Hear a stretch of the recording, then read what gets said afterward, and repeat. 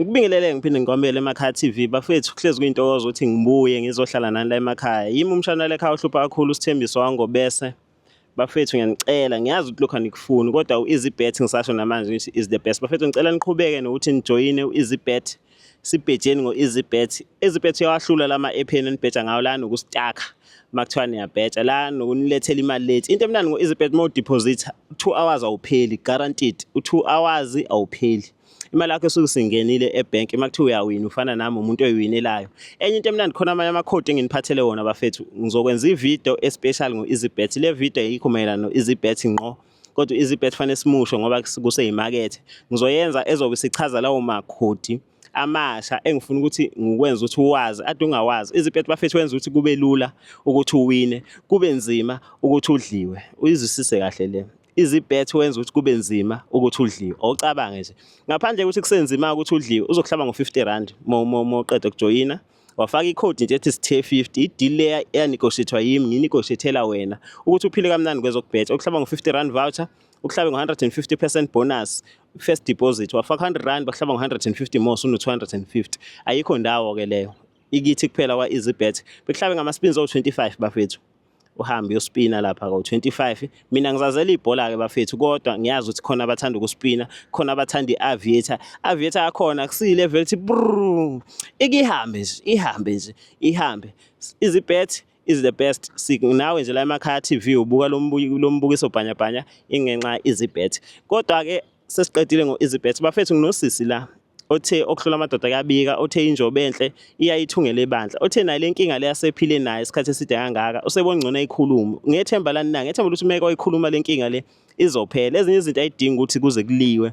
Ezinye izinto ayidinga ukuthi uzuvuka uthatha ucelemba, uvuka uthatha ushave, uvuka uthatha isibhamu, uyobulala umakhelwane wakho ngenxa ukuthi nibanga ukuthi izingane zilwile. Into ade ningayikhuluma, kuqhubeka impilo iphileke kungashonanga umuntu. Ezinye inkinga ayidinga ukuthi uzuvuka uyibulale.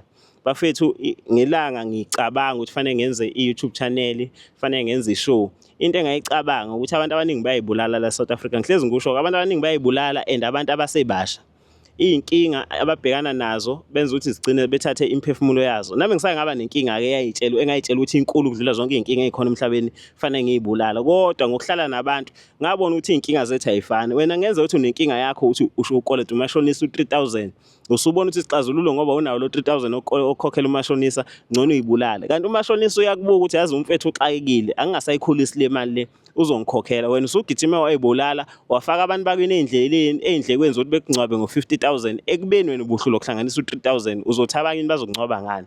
Cela bafethu wonke umuntu avuke ayicoshe azi ukuthi iy'nkinga zethu ayifani. Uma uvuka ekuseni uthi le nkinga engibhekane nayo noma kunjani ngizoyinqoba. Mhlawumbe ngiyagula bangishaye nge-stroke ngizoze ngiyithole inyanga ezonginika umuthi ozongisiza. Mhlawumbe umsebenzi angiwutholi, mhlawumbe wazi uyibulala namhlanje kusasa i-call yokuthi une-interview ibizongena. Bafethu wonke umuntu uney'nkinga la emhlabeni kodwa kubalulekile ukuthi uyindoda noma umama noma usisi wazi ukuthi iy'nkinga zakho noma kuthiwa zinkulu kangakanani. Uma usaphila la emhlabeni fanele ulwe uzoyinqoba. Nosisi la ngibhekane naye ngiyathemba ukuthi unalo lelo themba lokuthi isixazululo akusikhona ukuyibulala, isixazululo akusikhona ukuthatha ugenge ubulala umuntu oyitshela ukuthi ukonile. Ezinye inkinga nje idinga ukuthi sikhulumeni bafethu, ezinye inkinga idinga wena mbukeli lapha ekhaya ngoba ubukela ukuthi usho uvo lwakho ukuthi hayi bo mina lo sisi lo le nkinga nami ngisaye ngaba nayo mina ngayisiza. Mhlawumbe lo sisi lo ngoba bemshaye nge-stroke khona inyanga yangakithi la kuphi i-stroke ayisibheki cabaka kodwa siphele. Hayi bo sisi wami ngoba nakho unesilwane mina ngageza usibanibani ngawuthola umsebenzi. Enye inkinga idinga ukuthi umuntu ekutshela ukuthi hayi wena hamba ukwenza usira. Ama-security ayaqashwa kuphi. Kodwa ngikho lapho bafethu nginosisi la sisi wami ngikubingelele ngiphinde ngikwamukele emakhaya TV. Yebo bhuti unjani? Ngiyaphila. Wena njani? Ngiyaphila nami. Hayi ngoba usuthe uyaphila-ke nje ngicathi iy'nkinga zakho seyinciphile. Eyi la ekhaya umndeni. Yimi ubhuti omncane, yimi umshana, yimi uthethiswa kakhulu. Ngiyazi ukuthi ngoba sengikhulume kangaka ungakakhulumi. Already sekhona ongithukile, already sekhona ongithethisile. Ngicela nje ukuthi sisi wami ngithule ngivale umlomo engathi angikho. Ngizwe ukuthi kwenze njani. Yabo bhuti ngibhalele la ekhaya ngoba ngidinga usizo or umbono bengibonise. Nginomyeni yebo saqala nje sajola nje isikhashana iminyakana nje mase sisajola kanjalo wathembisa ukuthi uyongishada ngelanga kanti akuthembisi yena umndeni wakhe uyamtshela ukuthi akangishade ngoba nakho sesizaba nengane. sithe sisanengane singakushadi, ngamthola endlini ngibe ngifica kubo, ngifika ngamfica ehleli nentombazane. Mengabe ngiyanqonqoza akavuli endlini, akangiphenduli. Kwaze kwaphoqa ukuthi angiphendule ngoba wayengaphandle endlini yakhe kubo bekhona endlini enkulu. So wagcina esevula, ngabona ngaphakathi ukuthi uhleli nentombazane. Kwase saba nokuxokozela-ke, saxabana, sekuba nomsindo ukuthi ngimfice nomuntu wesimame endlini. Mase kugcina sekuphuma umndeni wakhe-ke, wabona leyo yinto, wasithatha wahlala nathi, wakhuluma nathi. Wasibonisa ukuthi hhayi, asenze kanje, sixolelane ngoba thina sinomntwana manje, kumele sicabangele nomntwana. Umfana uzowenza okufanele ukuthi afike ekhaya azovela. Akuphelanga ngisho iy'nyanga ey'mbili, umfana weza ekhaya, wavela, wangilobola. Emva kwalokho sabeka usuku lomshado, sagcina sesishadile. Akagcinanga-ke ukufaka umuntu wesifazane endlini before angishade. Uthe noma sengishadile, abantu besifazane ngisathola ukuthi uyabafaka endlini, ngibuye ngimfice nabo, noma ngikhuluma naye efonini ngizwe ukuthi uhleli nomuntu wesifazane uma ngabe ngekho eduze kwakhe. And nemali endlini ngoba sihlala ndawonye manje sesishadile, angisayiboni ukuthi uyenzani imali yakhe. Yimi othenga igrosa, yimi okhokhela yonke into edinga ukukhokhelwa endlini nje, ama-bills endlu. Ngisho ingane yimi engikhokhela esikoleni, ukuthenga amasemithi engane, yonke into yenziwe yimi. Uma ngimbuza yena uma kuphela inyanga ngithi ngicela uwenze ukuthi nokuthi, mina ngizokwenza ukuthi nokuthi cause siyabambisana. Yena njalo nje uhlezi ngenamali ezongitshela iy'nkinga. Kanti-ke uwumuntu onokuhamba angabuyi nasekhaya. Uma ngimbuza ukuthi uphuma ngaphi, bathi hhayi ubeyophuzela namajitha, kanti ngithola ukuthi ubehleli nomuntu wesifazane, mhlawumbe bebhukhele endaweni thizeni, behlele emahhotela ngoba ngokuhlala manje sihlala eThekwini. Hhayi kunjalo-ke bhuti, so manje angazi ukuthi ngingayixazulula kanjani le ndaba ngoba sengikhathele kahle kahle. So ngidinga imibono yabantu abangangisiza ukuthi ngingayenza kanjani lento, cause ngiyafisa ukuhlukana naye manje ngoba sengikhathele, yonke into yenziwe yimina. Kufana nokuthi mina ngondla yena manje, yonke into ngiyamenzela, even imoto yakhe wayithatha ngesikweletu kodwa ikhokhelwe yimina. So manje ngoba yenzelwe yonke into mina, sekungaphezu kwamahlombe ami manje, sekuwumthwalo omningi plus nengane ngaphezulu. So manje sengifisa ukuthi ngimshiye, kodwa angikwazi ukumshiya cause umndeni wakhe uyangithanda. Ulobe uthi hhayi angingamshiya ngimbekezelele, kanti nasekhaya bathi kuyabekezelwa ementweni, angibekezele nje uzoshintsha ngesinye isikhathi ngoba nakho uyangithanda, usahleli nami. Manje ya inkinga angazi ukuthi ngingayenza, ngingabekezela kanjani ngoba sengikhathele. Angikwazi ukuthi umuntu uhleli nawe kuthiwa abekezela kodwa still uyahamba akushiye, futhi akakwazi ukufeza izinto akumele azenze endlini njalo, yonke into igcina ibheke wena ngaso sonke isikhathi. Ya, iyodwa into engithi ingcono ngale video le ukuthi akukho okutheni okuthusayo, akukho kubi okusakuvelele. Okubi okusakuvelele ukuthi waba nebhadi lokuthandana nomuntu esingathi ngokusho kwakho akakuthandi. Asilazi iside lakhe, asazi ukuthi kungani enza nje, kodwa sekucacile ukuthi izenzo zakhe mhlambe ngoba usho ukuthi umndeni owu-involved uzoze nilobolane, umndeni owamphoqa. Kepha ngicela ukukubuza sisi wami, ngicathi amalobolo njengamanje asashintsha, awasafani nakuqala. Kuqala umfana wayelobola intombazane ingazi ukuthi uzoyilobola, yingakho abantu babefika bememeze isikhathi eside, ubaba eqala ehlanganisa abafowabo. Kuqala umuntu wayekuthatha ethumela abakhongi, kodwa manje umuntu uma ethi ukulobola useyakutshela ngizokulobola ngoMgqibelo. Nipheke kini, kujatshule, nimise ithende noma nilungise indlu enizobafaka kubo abakhongi nabaphelezele. Nikhande nesibaya uma kuba bazoletha inkomo. Usuke wazi nokuthi manje umuntu uma eyolobola intombi yakhe isuke yazi ukuthi unamalini for ukulobola. Kodwa wena umuntu uma ekuthatha ukulobola usuwazi ukuthi uyafuna ukuthi ekulobole noma awufuni, considering ukuthi wasuke wambamba nentombazane. Omunye umuntu engasho ukuthi kwakufanele kubone i-red flag, something wrong la. Wawuzizwa kanjani ngeprocess yokuthi usezokulobola? Ngangizizwa ngijabulile ngokuthi usezongilobola.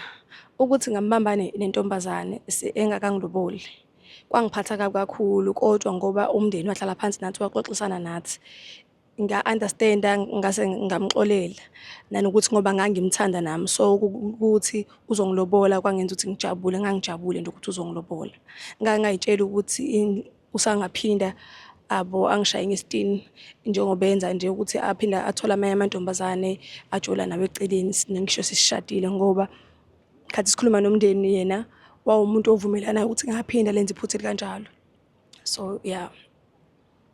Okay. Nalobola wakushada usaqhubeka nokwenza into. Inkinga engikuzukhala ngayo ukuthi ngabe uyaphuma, ngabe uyawafayila amaphepha e-divorce kodwa manje umndeni wakho othi bekezela nomndeni wakhe ukuthi bayakuthanda nawe uyabathanda. Kahle i-attachment yakho akusiyena yedwa. Uwe umndeni wakho, umndeni wakhe nengane encathi nenayo njengamanje. Okay. Ngisabe mina siswami ukuphawula kakhulu makuze kwathinta igama lomshado. Obekuthinta umjolo ngabe ngiyaphawula noma ngingajoli. Kodwa ngicathi umshado isigaba sempilo esidala kunami okungelula ukuthi ngivele ngithi hayi hamba amaphepha e-divorce mina ngakulayela abameli manje ufaka i-divorce nihlukana. Ngoba ngicathi esimeni sinjalo mhlambe umfowethu usengalungiseka. Mhlambe futhi ngeke isixazululo yikho ukuthi nihlukana angazi. Ingakho ukuthi ngiyasaba ukukhuluma kakhulu. Kodwa isitori sinjengesakho asiqali mhlambe kuba khona la emakhaya. Kodwa futhi abantu engeke ngibathembe kakhulu ezimeni enjalo abantu abazobhala kuma comment. Ngoba abantu ke banembono eminingi khona bazothi siswami yini ungasebenzisa ubheka mina ngedwa angipromote ngiyisholo njengomuntu wase South Africa okwazi ukuthi abantu imbono yabi ikanjani. Omunye uzothi siswami yini ungamdlisi siswami why ungakwenzi this and this and this and this. Ziningi izinto nama theory angisho abantu kanti egcineni amunye umuntu engafuna ukwazi ukumjida ukuthi why avume kubo kukhishwe inkomo ziyolobola umuntu azi kahle ukuthi akamthandi. 1 umbuzo ofanele sibuze wona. 2 why ethe sehlezi nomuntu esebenza ehlulo ukwenza ukondla umuntu okwavuma yena wathi uyamthanda. Nalokho mhlawumbe kungafanele sikuzwe. So siswami angikwazi engingakusho njengamanje. Kodwa ngicathi ufike endaweni eright. Emakhaya izitori nje sijwayele. Ababukeli basemakhaya nabo ngicathi banema experience babukile badala ngoba mina ngiye ngisho ukuthi esinomshado ngiye ngidedele ebantwini asebeshadile. Ngicathi abantu abangakubukisa ngicathi nama comment uzowabuka abantu abangakutshela into ecacile abantu asebeshadile ukuthi bona bayizwa kanjani. Futhi omunye umuntu engakutshela umuntu osadivorce uthi divorce 1 2 3 ungadivorce 1 2 3. Mina nje njengomuntu osekanje ngiyafisa nami nginento engicabanga kodwa ngiyasaba ngobani angikho mina kulesimo kuso. Yabo? Angaloboli nokulobola nginja nje umshana wasemakhaya TV oyikhulumelayo. Kodwa ngiyengifise ukuthi umuntu before siyivala ivideo ababukeli bezwe ngayo ukuthi wena enhliziyo yebo ngiyakuzwa ukhathele. Ufisa isiphi isixazululo ongafisa ukuthi sikusize ngaso ukuthi makungenzeka nje kanje ngizobe ngiright. Ngifisa mhlambe ninginike imbono ukuthi ngingenza njani mhlambe ukuze ngiphume kulomshado because ngoba ukuphuma kona ngiyafisa mhlambe ukuthi imndeni ngingakhuluma kanjani nayo ngikhulume nomndeni wamfana ngikhulume nomndeni wami ukuthi ngibenze be-understand ukuthi angisakwazi ukuhlala kulomshado sengikhathele senganele manje ilomshado ngoba ukuphuma kona ngiyafisa ngoba ngeke ngikwazi ukuhlala ngenxa yokuthi imndeni yethu ifisa ukuthi sibe ndawonye kodwa ngibona kahle ukuthi yena akafisi ukuthi sibe ndawonye. Mbukele emakhaya usisi uthandana nomuntu ongayimisele ngokuthandana nosisi. Kodwa usisi uyawuthanda umndeni wakwamfethu. Usisi uyathanda ukuthi ingane yakhe ikhule inabazali ababili behlala nayo. Kodwa umfethu akayekile isketi usiqhubha mihla namalanga. Umfethu uyasebenza kodwa uhleze broke ngenxa yani yamantombazane agroova nawo ngama weekend. Ngenxa yokuthi asazi noma uyadiza asazi noma sothi udliwa amantombazane asazi. Kodwa kubuhlungu ukuthi umfethu walobola wavuma ukuthi yena usezoba yindoda emadodeni, kodwa useyenza njengomfana, usaphila nje njengami. Anginawo amaningi engingawasho mbukeli, ngabe ngiyagagamela. Kepha ngiyathemba ukuthi lapha emakhaya nizosiqhamukela nexazululo esenisize ngazi abaningi. Usisi sizomsherela naye ilink yevidiyo masiphumile ekebuke kuqala ukuthi nina nithini.